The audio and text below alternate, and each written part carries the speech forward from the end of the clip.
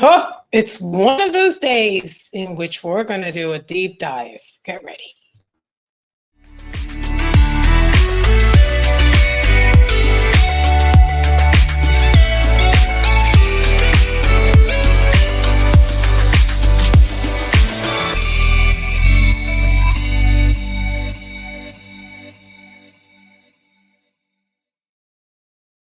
Hi, everyone. Bienvenidos. It's Day. Welcome to Spanglish Generation. If you're new, pasa, siéntate. Siéntate como en tu casa, okay? If you like the content that I prepare for you and bring to you, please make sure that you subscribe, you support by liking, sharing, commenting, etc. Today, we're going to be talking about a subject that has a lot of gray areas. And, from time to time, I like to do deep dives into emotional subjects. This is emotional and so many other things at the same time. Okay, first of all, let's start talking about Sofia Vergara. She's a Colombian actress, entertainer. A lot of us saw her at the beginning of her career in, I believe it was Univision. She used to do a traveling show where she used to be the hostess. And well, obviously now she is the Hollywood star that she is, thanks to Modern Family and other movies that she's done, but Modern Family being the show that propelled her to fame, like international fame, Hollywood style, Hollywood level fame. A few years back, around, I don't know, was it 10 years back? I don't have the exact dates because they're not relevant right now. She married ¿cómo se llama este muchacho? Manganiello, whatever, him. The Magic Mike guy. And it was announced recently that they are getting a divorce. Now, it is rumored and allegedly there are, different theories, but they're getting a divorce among other things because supposedly she doesn't want any more children. She already has one son who has graduated college. He's like 30 now. So it's understandable that in her 50s, she wouldn't want any more kids. They were married for about 7 years, I believe, 8 years before deciding to divorce. And I'm thinking that, why would her husband divorce her after 7 years for that particular reason? To me, it doesn't make sense, because what would make sense is that if you're marrying a woman in her 40s, as she was when he married her, with already a son that was grown, you would have to assume, or at least have the conversation, that if you don't have any children, would she want to have any children with you, being that she's already at the top of her career? She wants to do so much more, obviously. She has a grown son. Does she really want to start over with babies just because you don't have babies? Like, I think that's a conversation that should have been had. Like, that topic should have been touched. Like, so I don't understand if I'm thinking they had this. I'm thinking it only makes sense that they would have this conversation, and she would have left it clear. Óyeme, I don't want any kids. Ya la fábrica se cerró. I just want to concentrate on my career and being in love and traveling and hacer todas esas cosas, pero I don't want to be starting over with diapers and crawling a esta altura. And porque, bueno, let's be real. Ella está más cerca de la menopausia que, so it would make sense that she wouldn't want to have any more kids. But that's not the point of the situation. The point of the situation is that Sofia Vergara was married to Nick Loeb hace años, antes de estar casada con Manganiello guy. I feel so bad not even knowing his name. And there's a huge battle, which I don't know what the status is right as of now. I know that he recently, this year, 2023, he's still been fighting in court, and he lost yet another battle, because when they were in love and married, they put some embryos aside, meaning her egg, his sperm, ta-da, embryo. And they are congeladitos, stored away. And when they got divorced, those embryos that could possibly be babies, if placed in the womb via in vitro, artificial insemination, he took her to court because he says those are his children and he's got the right to have his children, because if not, they don't have the right to life, and he's pro-life. On the other hand, you have Sofia saying, I don't want to have children just laying around that are mine, that have my DNA.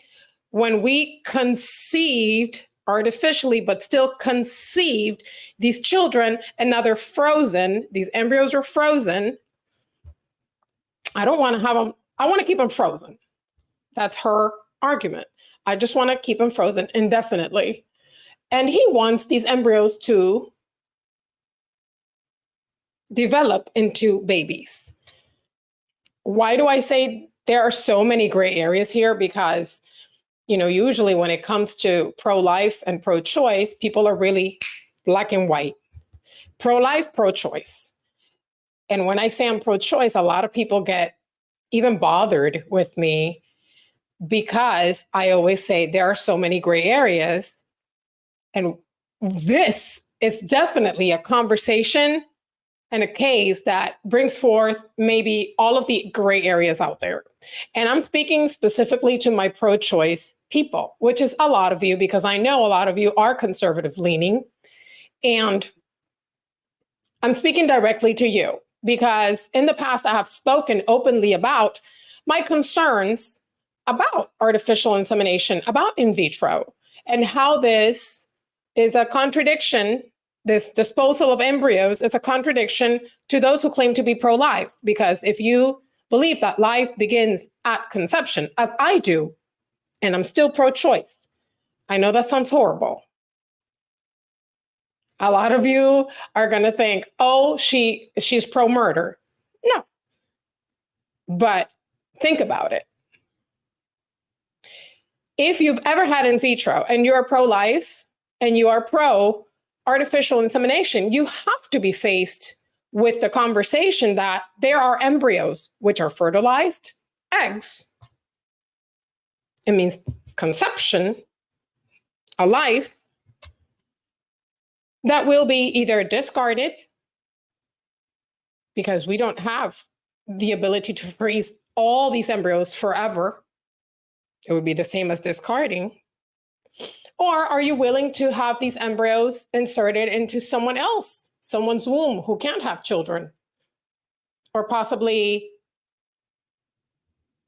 same-sex couples who want to have kids? Is this an option that you'd be willing to open for those people? Would you be willing to share your fertilized eggs, your embryos, with those people? What would you do with if you're pro-life and you have fertilized embryos, what would you do with them? I guess that would make a lot of people pro-choice. But let's talk about Sofia Vergara. Imagine being in her shoes. You are in love with a man, you married him, this Nick Loeb guy. I don't know much about him. I was reading a little bit and it seems like un poco de locura ahí, pero bueno, that's not the point. And you want to have babies, and for some reason, you don't want to have them right then and there. You want to wait for whatever reason.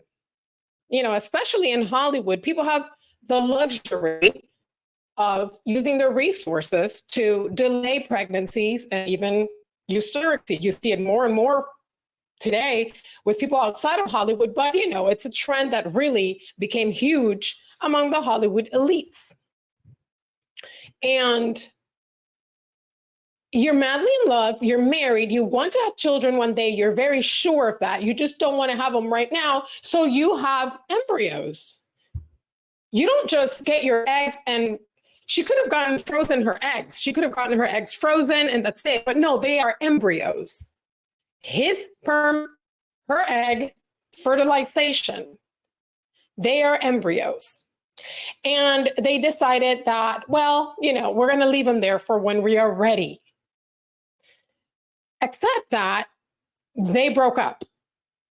And when they broke up, he went after her in court. My opinion, honestly, I don't think this Nick Loeb guy is that pro-life. I just think he is very maybe stubborn, maybe wants to get his way. But I'd be interested to know what you think.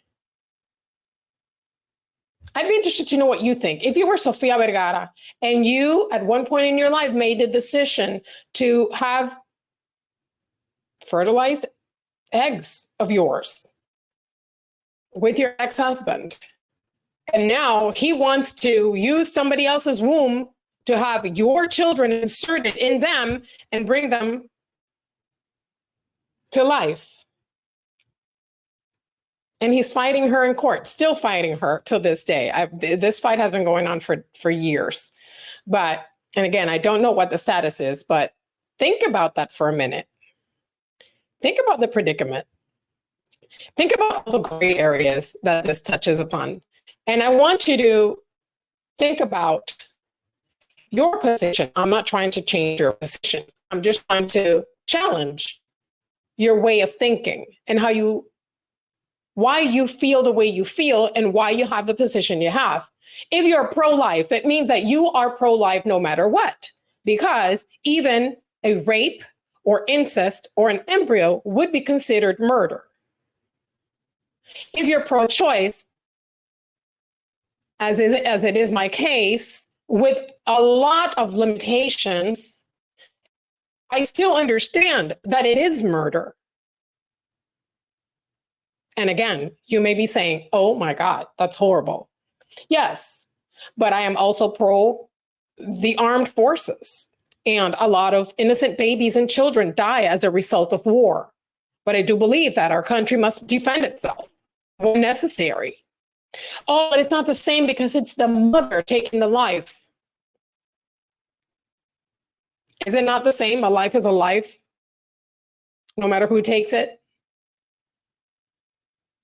So I don't want to be cold, but I want to make you think about it. What would you do if you were Sofia Vergara and you have embryos that are fertilized, locked away, and your ex-husband wants to bring them to life, putting them in somebody else's womb because he claims he's pro-life? I think that would challenge every single pro-life person out there, every single pro-life woman out there. If they were to find themselves in this situation, I think that maybe, I may be wrong, but I think that more than half would really be switching to pro-choice. Because imagine your own children with your DNA running around years after you conceived them via artificially. Oh my gosh, I didn't even think about it. I want to know your thoughts. I want to know your thoughts because this is very, very interesting. And I just think that the more we see, and again, we're seeing a lot of people that are pro-life using a lot of these methods because infertility, because they're available, because it's a way to have our babies, and technology has advanced, so it's going to help us create our family and our beautiful family. Yes, but think about all the things that are involved past your situation that challenge your moral views. I don't know. I'd be interested to know your thoughts. Again, thank you so much for watching. Bendiciones.